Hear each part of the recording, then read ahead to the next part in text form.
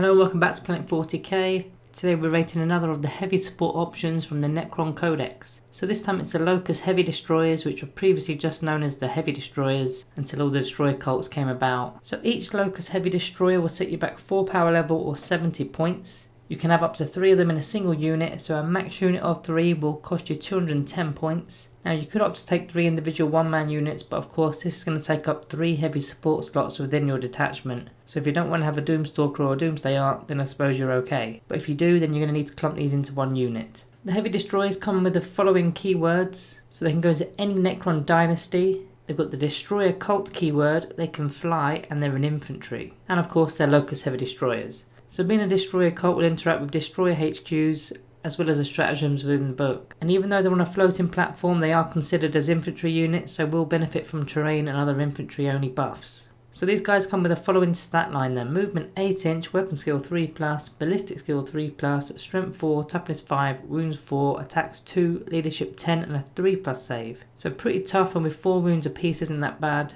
Still a bit more needed to get your value for points here at 70 points, so hopefully the abilities and weapons will make this up. So as standard, multi-wounded Necron units come with living metal, regaining a lost wound at the start of the turn. They've got command protocols giving them an army-wide buff each battle round, so a few in particular to look out from the protocols would be Protocol of the Sudden Storm, to be able to shoot and do actions for your secondaries. Also Protocol of the Conquering Tyrant, to be able to fall back and shoot if they're caught in combat. The only issue with command protocols is that you have to predetermine the order to use them each battle round, so there's no real way of knowing whether your guys are going to be caught in combat on say turn 3, but you can make an educated guess, but this is 40k, anything can happen. They also have reanimation protocols, which actually sucks for them as the odds will never be in your favour as you're only a 3-man unit. So even if 2 models die in a particular attack, you've got 8 rolls to work with, and 4 of them will need to be 5+ rolls just to get a single model back. Now I have had a little bit of luck in the past reanimating Canoptic Spiders, but that was very rare, so don't expect to be pulling that off every game. This ability sort of only really works on single wound models and maybe 2 wound models at a push. Next they've got the Repulsor Platform, which is the ability to move and fire heavy weapons without any penalties.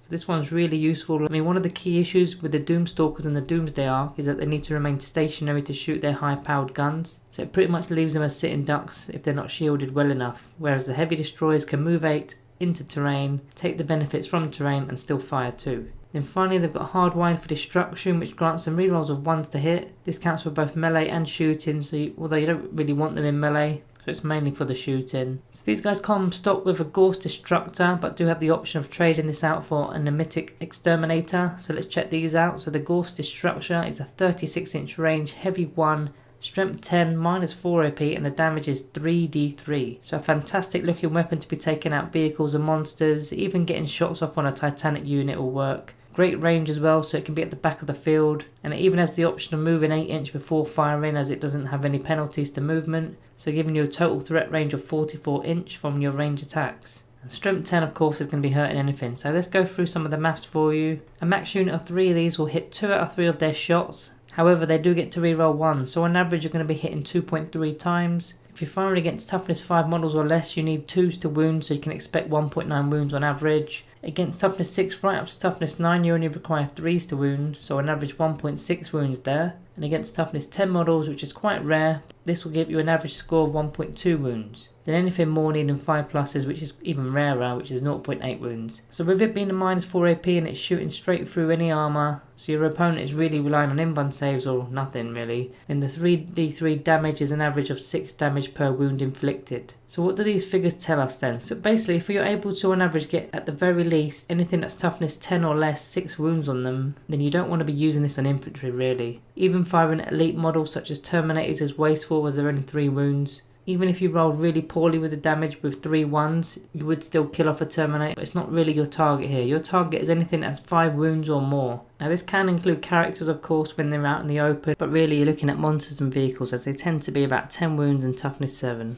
So let's take an example here at say firing at an old school Marine Vindicator, which is toughness 8 and 11 wounds. Now you've hit 2.3 times on average and you're going to be wounded on 3s, resulting in 1.6 wounds landing as an average there of course. Your average damage output there should be 9.3 damage, which on a Vindicator it virtually nullifies it as it will be bracketed to its lowest bracket on its damage table, and then it can easily be mopped up by other units. Now of course this is a physical game, it doesn't quite work that way when we're talking about random dice and when we're also talking about average, so Obviously it's not possible to hit 2.3 times, as either you're going to hit twice or 3 times, but as a rough guide to see what this weapon should be doing, there it is for you. So 9.3 damage if you're firing a max unit when you're wounded on 3s. Now these figures of course don't include other buffs within the book, which we'll discuss in a moment, but let's lead on to our next weapon option here, which is the Mythic Exterminator. So this is also a range 36 inch, it's heavy 3d3, strength 7, -1 AP and single damage with the blast keyword. So you're sacrificing a bit of strength here for more shots. The range is still great, especially added to your movement as we mentioned. Heavy 3d3 is an average of 6 shots per model. You could roll poorly and only get 3 shots, or roll incredibly well and have 9. So let's run those maths again. Now I'm doing this ignoring the blast keyword for now, as I can't really calculate your opponent's models in a unit, so bear that in mind. If it is fired against larger units, then the chances will be greater of having more shots. So on average you'll get around 18 shots, and of which of those 14 of them could be hitting from a unit of 3 models, and that includes your rerolls of 1s. Targeting toughness 3 models will require 2, so on average you're going to get 11.7 wounds, versus toughness 4 to toughness 6 you're going to need 3s on average, so 9.3 there. Against toughness 4 and 6 you're going to need 3s, so on average you'll be 9.3 wounds there. Then against toughness 7 it's 4s to wound, so about 7 wounds on average with that. Then finally toughness 8 right up to toughness 13 you need 5s to wound, so about 4.7 on average there.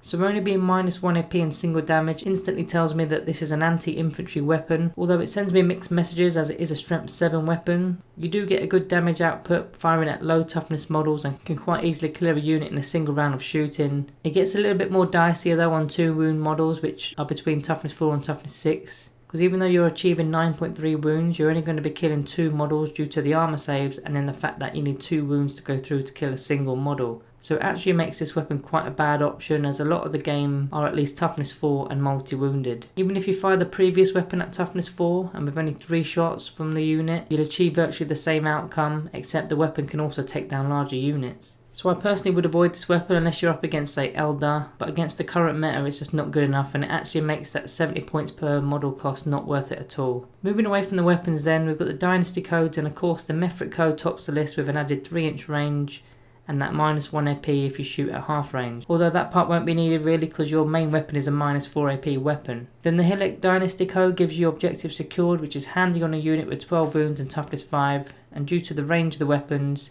they're quite likely going to be within your own deployment zone, making those -1 AP weapons become no AP weapons if you are selected as a target. Also, the code has a stratagem for 1 CP called Reclaim a Lost Empire, which is being able to perform actions while shooting, which is fab for your secondaries of course. The Zwarkon code is pretty useful, allowing for a single reroll to wound per unit per phase, and of course that added extra 5 plus feel no pain roll against mortal wounds is a little bonus too. The other 3 main dynasties don't really work best for your Locust heavy destroyers, although as always the Saltec dynasty stratagem works well with shooter units with that methodical destruction, granting Saltec units a +1 to hit against a certain targeted unit that was previously targeted. So simply target a unit with a single warrior, pop the stratagem, now your Locust heavy boys are hitting on 2s against that unit. So as far as going custom goes, there's always options there, so never ignore them. First you've got the Eternal Conquerors having objectives secured, Superior Artisans for that single reroll to wound, Immovable Phalanx lets stationary infantry units get a +1 to their save, giving them a 2+ save, which is really nice. Then you've got Masters of the Martial allowing a single reroll to hit. Obviously the reroll to hit, you're already rerolling 1, so it's only going to really affect 2s.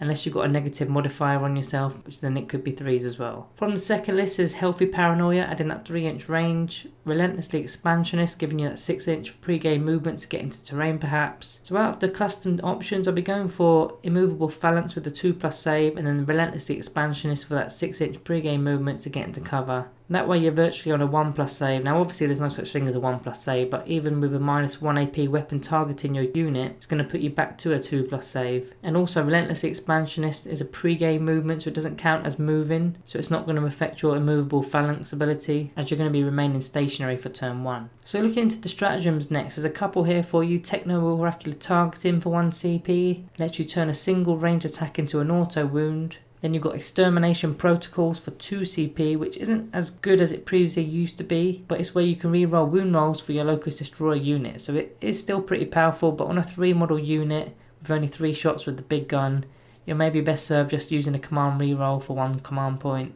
Also note that you have to pop this stratagem before rolling to hit, so there is no guarantee you'll even hit. Also worth noting that you still have a high chance of wounding with a strength 10 model without the reroll, so it's a tad pricey in reflection. That's the two stratagem I'd use. In terms of unit synergy, I'll be looking at the Technomancer. He does a little bit of work with a piece of Arcana called the Phylacterine Hive. So the Technomancer has an ability called the Rites of Reanimation, which is where you're able to auto-reanimate a single model. Now this usually works on core units, but as mentioned, you can carry the Phylacterine Hive, which is an extra 20 points. Then you can use it on Destroyer Cult units once per battle, so you could get a 70 point model back for only the cost of 20 points, which is pretty sweet. Obviously there's a slight risk involved as your whole unit could get wiped out in one turn. You don't actually get to use this Arcana on your Locust Heavy Destroyers, but you could use it elsewhere. Another Cryptek worth a mention here is the Chronomancer. So they've got the Chronometron ability, which can be used on any Dynasty unit within 6 inches to give them a 5+ invuln save. It also gives them a reroll to charge, but ignore that side of the ability, you don't want to be charging up to anything. So something the Locust Destroyers do lack is an invuln save, so giving that to them is quite handy. The next and probably the most obvious synergy here is the Scorpek Lord and the Locust Lord. Both have the ability called United in Destruction, which allows their Destroyer Cult units within 6 inches to reroll wound rolls of 1. So now you're rerolling hits of 1 and wound rolls of 1. Now you're more likely to be using a Locust Lord for this, as the Scorpek Lord will be on your front line fighting with his Strength 8 melee weapon. Also your Locust Lord synergizes with other units such as warriors, as he can carry a Resurrection Orb. Not only that, it's quite a good bit of melee defense from those deep striking units that are trying to tackle your big guns. So to summarize the unit, although they're tough and they've got a fair amount of wounds, they aren't invincible and don't actually have an invuln save unless you get that Chronomancer on them. Very likely be priority target number 1 for your opponent, unfortunately. They do have the same battlefield role as a Doomstalker and a Doomsday Arc, and both of those models have a lot of durability. I mean, the Stalker has a 4+ invuln save along with toughness 6 and 12 wounds, which is the same amount of wounds at least, but for each 4 wounds you lose with a Destroyer, you're losing their effectiveness of the unit. Now the Arc doesn't have a 4+ invuln, but it does have Quantum Shielding and a 5+ invuln with 14 wounds alongside that toughness 6. Although that model's ballistic skill does degrade with damage taken. So it's also worth thinking about the points cost. So the Stalker is 140, the Arc is 190, and a unit of 3 Locust Heavies is 210. So that's the priciest out of the 3. Now of course you are guaranteed 3 shots with Destroyers, while 3 are alive of course, whereas the other 2 models work on a D6 system. But as mentioned already, as soon as one of your Destroyers dies, you're down to 2 shots, whereas the other 2 units are still firing D6 and with Blast too. Going back to the unit itself, there's only one weapon worth looking at for me, which is the Gorse Destructor. The Strength 7 weapon just isn't worth the points. You could just get an Annihilation Barge for 120 and it would do almost the same thing more or less. The synergy with other units isn't bad, but the Resurrection Orbs aren't really going to be used on this unit. So unless you've got a Chronomancer aiding their defense, they're kind of fending for themselves. I think in smaller games these guys are really useful, as you don't need to get 3. 1 for 70 points will keep your opponent on their toes. In fact, that's maybe the way I'd use them in any size game, have just 1 or 2 alone.